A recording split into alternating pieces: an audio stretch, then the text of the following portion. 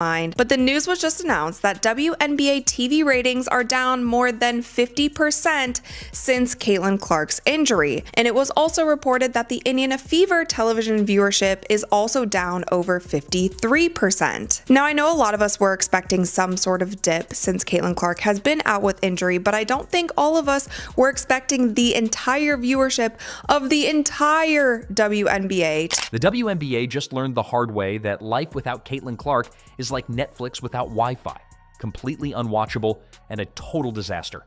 Playoff ratings drop faster than your phone battery on 1% at 2 a.m. And now the league is scrambling to figure out how to keep fans awake. Did viewers actually vanish into thin air, or did they just switch to pickleball highlights instead? Stick around because this playoff mess is juicier than a reality TV reunion. Today, is there any chance that the WNBA, that Kathy Engelbert saw some of the ratings that I'm about to show you now and said, hey, Indiana Fever, can you do us a favor? Can you do us a solid? Can you just tease a Caitlin Clark return, kind of boost these up a little bit? Can you just dangle a Caitlin Clark return in front of the fans' faces, try to boost these ratings up a little bit? There was one matchup that this league can consistently rely on to produce massive viewership numbers. The WNBA wanted this season to be the moment, the big year, the breakthrough, the season where the league finally steps out of the shadows and proves it can hang with the big boys. Instead, it feels like the entire league took one giant pratfall, face planted into a bucket of nacho cheese, and then tried to pretend it was part of the plan. A shocker. Imagine my surprise. Just imagine my surprise when Uncle Casey found out that the WNBA is struggling to maintain their ratings without Caitlin Clark. To make matters worse, and this is something I have definitely noticed in the last 3 or 4 weeks, especially since the All-Star game, the WNBA seems to be struggling to maintain interest. Let's just be honest here. This WNBA season has been a beautiful, catastrophic dumpster fire. If you were watching for the basketball, you got a mix of injuries, foul calls that look like they were made by referees with legally broken glasses, and a commissioner who seems to think player health is just a suggestion.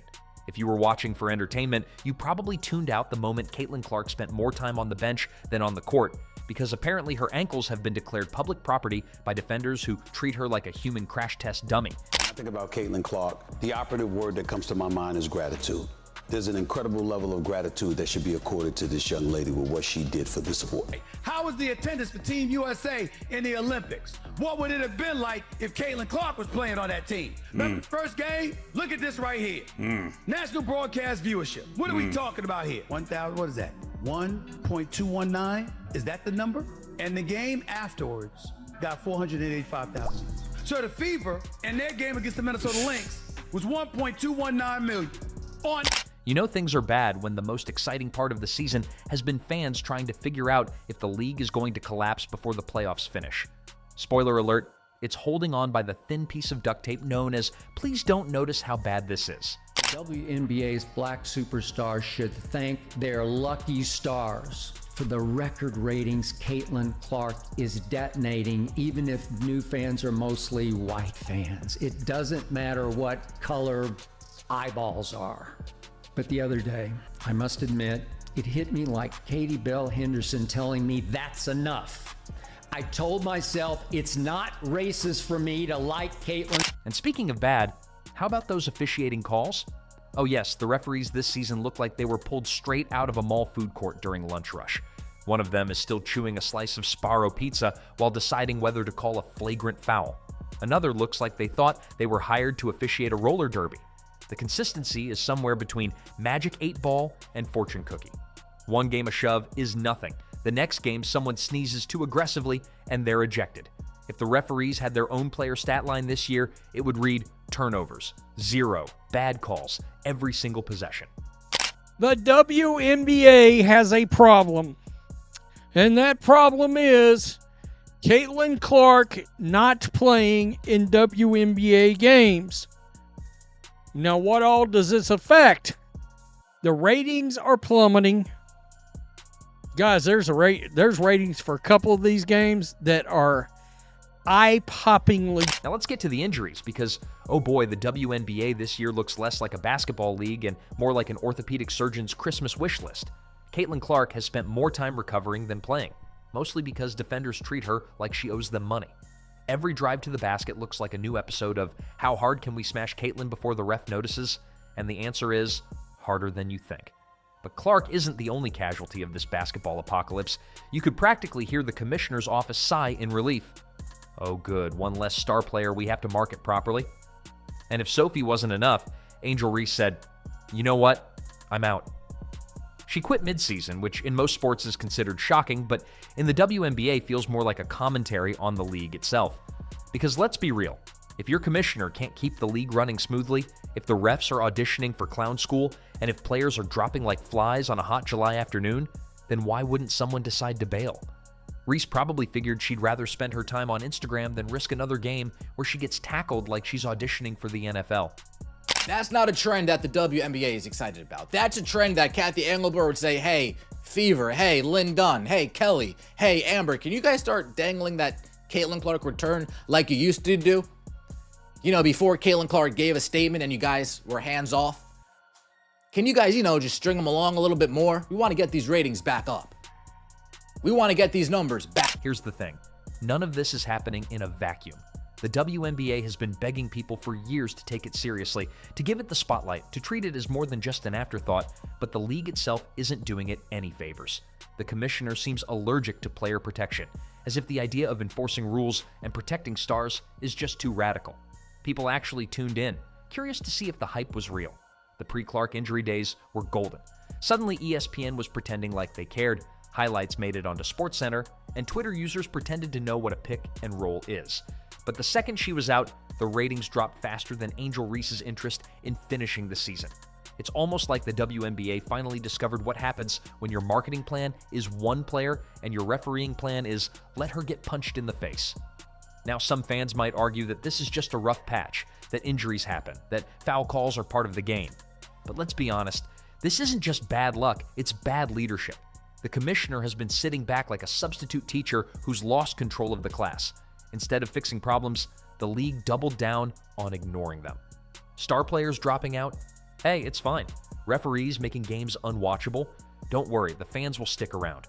Spoiler, they didn't. At Indiana against the Chicago Sky, right after that game, they opened an investigation once again into the fans where they found nothing, but the damage had already been done at that point. If some of these things happen just one time here and there, or there's one certain media personality who's just always saying these kind of things, then whatever. I feel like fans as a whole can be like, okay, whatever, this person is just a hater. But this is something that has happened over and over and over again. And over time, it starts chipping away at how much you're going to actually care and want to support an organization if they continue to do things like that. And the players who are still healthy, they're forced to play in games that look less like basketball and more like a combination of rugby and professional wrestling. Half the time, you're not sure if you're watching a playoff game or the WWE SummerSlam. You expect someone to grab a steel chair any moment. Meanwhile, the commissioner still does interviews talking about how the league is growing and building momentum. Sure, and I'm growing taller every time I wear high heels. Calling this season growth is like calling a house fire a new lighting design. It's delusional. These women are out there giving everything, even as the system around them crumbles. They don't deserve refs who whistle like they're at a birthday party for toddlers. They don't deserve leadership that treats their health like an optional side quest. They don't deserve a league that markets them only when it's convenient and abandons them the second things get tough. But here we are. The WNBA season limping to a close, ratings circling the drain, stars on the injured list, and fans shaking their heads wondering if the league can even survive another year like this. If this was supposed to be the season of growth, then congratulations. It grew into the biggest mess imaginable. This Caitlin Clark thing, man, I mean, it's embarrassing. It is embarrassing what you guys have done. And then people are catching on to your tactics. You got the people on Twitter catching on to your tactics. Like, look at this right here. Look at this right here. They say ESPN didn't want to show the ratings were down from WNBA All-Star Game because Caitlin Clark did. Maybe next year the commissioner will take player safety seriously. Maybe the referees will learn what a foul is. maybe stars like Caitlin Clark will actually be able to finish a season without being tackled into early retirement. But until then, the WNBA is on the brink, and it's not because fans don't care, it's because leadership doesn't. The WNBA thought this was going to be the year of endless ticket sales, the year where arenas would be packed, fans lining up outside like it was the release of the new iPhone. Instead, the reality has been empty seats that echo louder than the referee whistles. You can almost hear popcorn vendors sighing into the void, begging anyone, to buy a hot dog. Ticket sales for most games look like a clearance rack at a failing department store. We're expanding the fan base, they say, while fans are expanding their Netflix queue instead of watching. The truth is, without Clark drawing viewers, without Cunningham on the floor, and without Reese stirring up drama, the WNBA ticket sales collapsed faster than a Jenga tower in an earthquake. But the funniest part of all this, the league tries to spin it. Social media posts are still rolling out like everything is normal. Another exciting night of WNBA action, they say. Meanwhile, fans in the comments are like, exciting where? At which game? Did you mean in another dimension? The replies are filled with people posting memes of tumbleweeds rolling across empty seats. You know it's bad when your own marketing tweets become a comedy show for fans who've clearly given up hope. Mean Rhodes. Well, how about this? Pay us what you owe us. That looks like a ham sandwich and some Lay's tater chips right now. It's getting bad. I feel bad for Caitlin Clark. She come out and said on Sue Bird's podcast that she's feeling the pressure of not playing in these games. And that Fever Sky viewership fell off the map. Let's not forget the commissioner herself. She deserves an Oscar for acting like nothing is wrong. She gets on camera talking about how the league is in the best position it's ever been. That's like the captain of the Titanic bragging about how the ship looks great underwater. Sure, technically it's still floating, but not in the way you want. The commissioner has become a master of denial, like a magician who tries to distract you with card tricks while the entire stage is on fire. And when people call her out, when fans demand accountability for all the injuries, the terrible officiating, and the obvious lack of player protection, silence. Or worse, some canned response about reviewing our protocols. Medical staff rush in like it's the moon landing. Refs suddenly remember how to enforce rules. The league bends over backward to protect its moneymakers. Because guess what? Without your stars, nobody watches. Without your stars, ratings die. Without your stars, ticket sales plummet. It's not rocket science. It's basic business. The NFL, same thing. Quarterbacks are treated like priceless works of art. You so much as breathe too hard on Patrick Mahomes, and referees will throw a flag faster than you can say roughing the passer. Meanwhile, in the WNBA, Caitlin Clark is body checked into the scorer's table, and the refs are like, play on, nothing to see here. No wonder fans are furious. No wonder people are tuning out. Some good news and some bad news for those who are fans of pretend basketball. For those who are desperate to see the WNBA succeed, even though this dump of a league can't seem to get the hell out of their own way. Now, the WNBA, they refer to these people as fans, but the rest of us, we prefer to call them the mainstream media. And let's talk about those fans for a second because, honestly, they deserve medals. Imagine sticking with this league all season, buying tickets, buying jerseys, supporting the players, only to be rewarded with chaos, injuries, empty arenas, and officiating that makes high school intramurals look professional. The diehard fans must feel like they've been trapped in a toxic relationship. They keep hoping things will get better, but instead, the league forgets their anniversary, wrecks their car, and then blames them for not being supportive enough. On social media, the frustration is everywhere. Every time the league posts highlights, you see the same comments, protect Caitlin Clark. Where's the leadership? Why is this ref still employed? Why are ticket prices higher than my phone bill for games that look like Sunday pickup at the YMCA? It's endless, because it sure looks like it. Financially, they can't afford another season like this. Ratings tanked, ticket sales are embarrassing. Star power is gone. Momentum evaporated the moment Clark was sidelined. It feels like the league is dangling from a cliff by one pinky finger while the commissioner stands above saying, "Don't worry, we're growing." Let's get real. If the WNBA collapses, it won't be because fans didn't care. It won't be because women's sports can't thrive. It'll be because the league leadership failed the players, failed the fans, and failed itself. Because how do you build a sustainable league when every year feels like a fresh episode of Who's Injured This Time? How do you build loyalty when referees make games unwatchable? How do you expand when your stars are more likely to end the season in crutches than with a trophy? You see, this is exactly what we were talking about.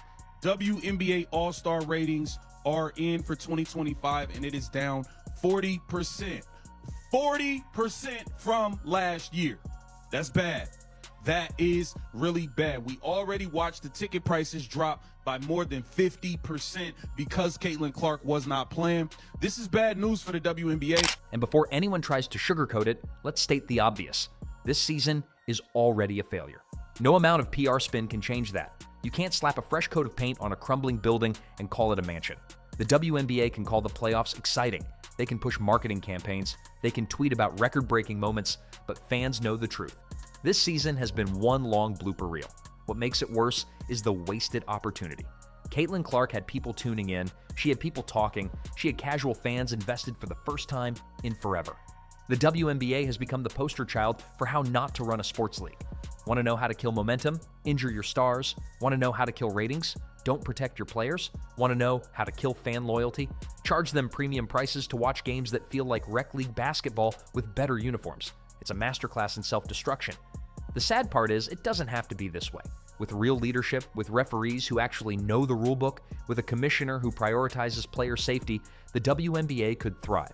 But instead, we're watching a slow-motion collapse, one twisted ankle at a time. So all of you guys can sit there and say, oh, you guys are just trying to uplift one player. Oh, the league is more than one. I agree, the league is more than one player. It's more than one good basketball player. But is there more than one player that moves the tide? No. So as the season crawls to its ugly finish, let's call it what it is, a mess. A spectacular, ridiculous, embarrassing mess.